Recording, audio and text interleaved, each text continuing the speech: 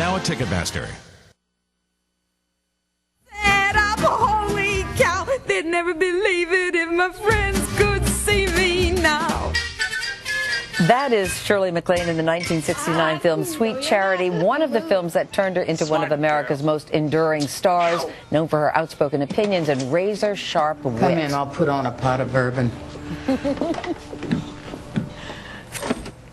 And now she's out with her 12th book. It is called I'm Over All That and Other Confessions. Shirley MacLaine, good morning. That pot of bourbon sounds really good. I can't think if it was written or if I made it up.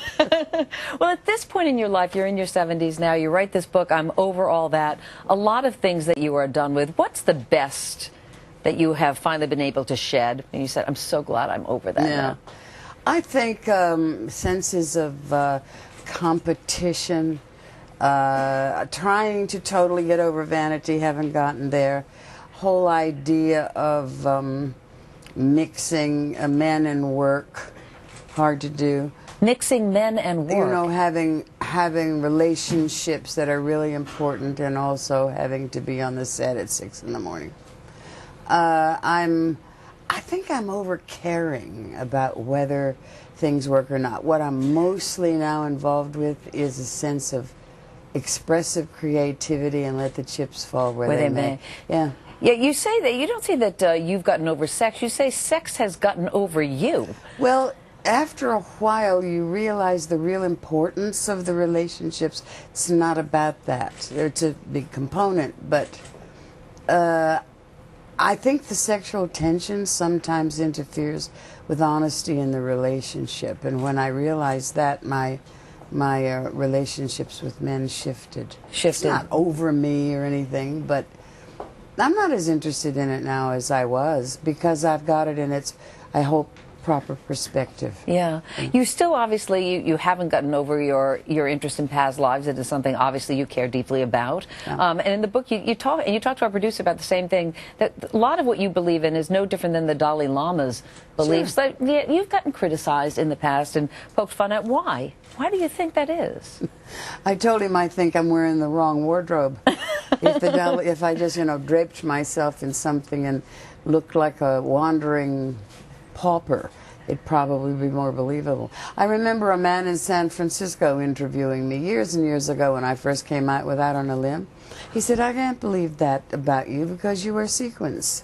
Because you wear sequins? So on the stage. Yeah, he had come to see my show, and I was wearing sequins, therefore, that nullified the credibility of what I was saying.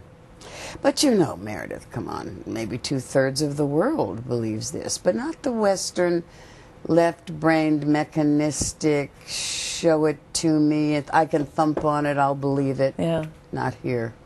But I've been, because I traveled so much and was in contact with so many different kinds of people, it makes a big difference in your life when you understand the levels of karma that are at work. What you put out, you get back. Yeah. Maybe not in one lifetime, but some day it will return. And even Einstein was talking about that. All energy returns to its source. You've had so many wonderful people as part of your life, Elizabeth Taylor being one of them. You write that you're over funerals, but you did lose her this year, or just a month ago. What did her life and her passing mean to you personally, Shirley? She was my oldest friend.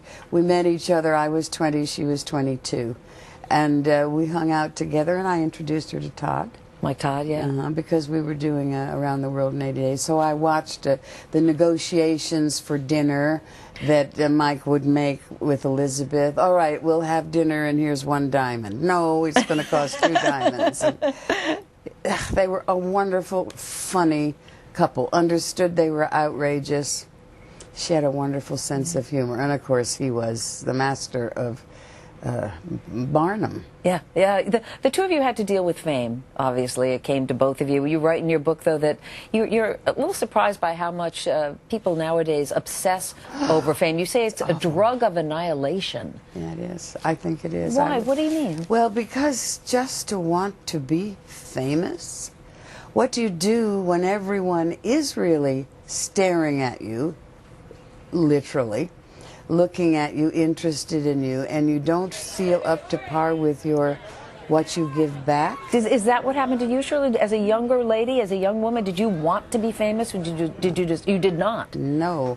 I even now have bad dreams about people surrounding my car or running after me to get autographs. But you know, they've never done that, really.